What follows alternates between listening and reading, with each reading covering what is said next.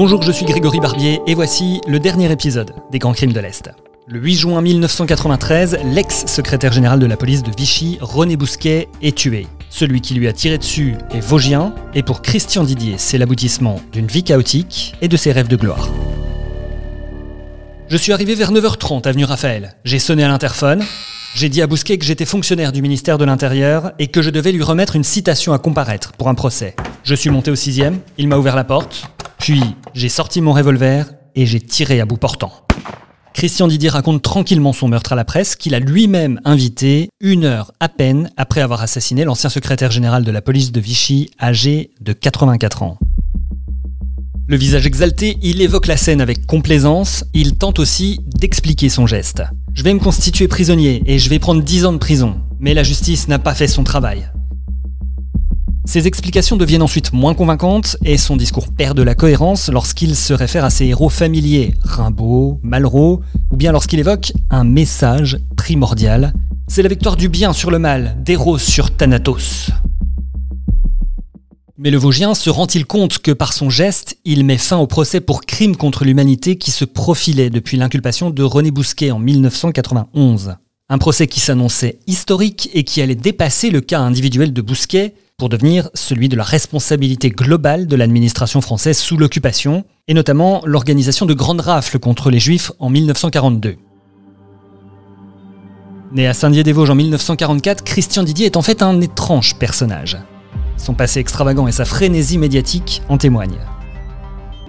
Pour faire la une et surtout pour passer à la télévision, ce simple kidam, qui avait été un temps chauffeur de maître, était en fait prêt à toutes les extravagances. Déjà en 1980, il avait attiré l'attention en s'imposant 480 km de marche entre Strasbourg et Paris, dans le vain espoir qu'un éditeur accepte de publier un livre de souvenirs de voyage en Australie.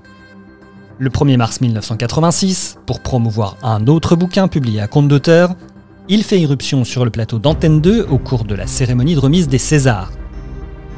Depuis, il était devenu un habitué des apparitions pirates à la télévision. Il est apparu dans Droit de réponse, dans Le jeu de la vérité avec Alice Sapritch ou à la cérémonie des Molières. En 1992, il provoque Jean-Marie Le Pen en duel et il tente aussi d'arracher à Georges Marchais son micro lors de la fête de l'Humanité.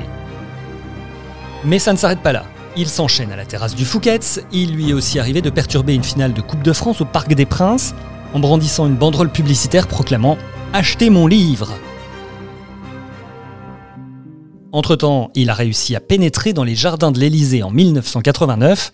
C'est le premier élément qui permet d'expliquer ce qu'il a fait à Bousquet. Son but alors, remettre au président Mitterrand la copie d'une lettre envoyée à Mikhaïl Gorbatchev, le dirigeant de l'URSS de l'époque. Une lettre qui évoque le sort de Wallenberg, un diplomate suédois qui, après avoir sauvé de nombreux juifs pendant la guerre, avait disparu dans un goulag stalinien. Après cette action, il restera 1 mois et demi interné à l'Institut psychiatrique de police de Paris. Mais le véritable déclic a eu lieu 2 ans avant la mort de Bousquet, en 1991. Christian Didier entend le témoignage de Lise Lesèvre, torturée par Klaus Barbie. Là, il prend la décision d'éliminer le nazi et il se présente au culot à la prison Saint-Joseph à Lyon en tant qu'urologue chargé d'examiner le détenu. Son aventure s'arrête quand même au portique de sécurité lorsque les gardes découvrent un pistolet chargé dans sa trousse. Pour cette provocation, il écope de 4 mois de prison ferme et d'un contrôle psychiatrique afin de protéger la société de ses excès. J'ai toujours navigué sur le plan mental en lisière des sentiers battus, dira-t-il à la barre du tribunal. Puis, il découvre sa future proie dans l'actualité. Tout le monde parle, en ce début des années 90, de la procédure engagée contre René Bousquet, fonctionnaire au sang-froid, celui qui a accompli sa sinistre besogne jusqu'en 1943, sans faire d'état d'âme. Le Vosgien passe à l'acte le 8 juin 1993 et il est condamné à 10 ans de réclusion criminelle en 1995. Christian Didier a été libéré pour bonne conduite en février 2000, après être resté 6 ans et 8 mois derrière les barreaux, à Toul notamment. Un comité de soutien auquel avaient adhéré nombre d'associations patriotiques et plus particulièrement celle des anciens déportés, avait notamment profité du procès Papon en 1997 et des mauvaises conditions dans lesquelles celui-ci se déroulait à leurs yeux pour lancer un appel en faveur de sa libération. Le conseil municipal de sa ville natale, Saint-Dié, avait même voté un appel à la clémence. Et lors du procès, c'est vrai qu'il avait fait amende honorable. J'éprouve un sincère repentir, je suis effondré, vacciné à tout jamais contre toute forme ultérieure de crime. Je demande pardon à Dieu qui a dit « Tu ne tueras point », aux Juifs que j'ai privés d'un procès, et à la famille Bousquet car nul n'est responsable de sa filiation. Dans une interview accordée à l'Est républicain à sa sortie de prison, il expliquera encore « À l'époque, je traversais une grosse déprime. Je me croyais envoyé du divin. Je pensais que ma mission était de tuer René Bousquet et que si je ne le faisais pas, je n'aurais pas droit aux grâces éternelles. » Depuis, Christian Didier est redevenu un simple kidam. C'était Christian Didier le Vosgien qui a tué René Bousquet, un texte de Jérôme Estrada. D'ailleurs, vous pouvez retrouver toutes les affaires que je vous ai racontées dans le livre 100 ans de faits divers.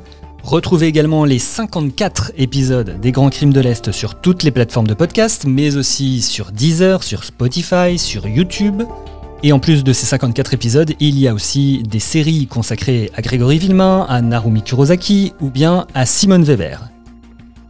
Merci à vous vraiment d'avoir écouté les Grands Crimes de l'Est. Merci aussi pour vos abonnements au podcast et merci pour tous vos messages.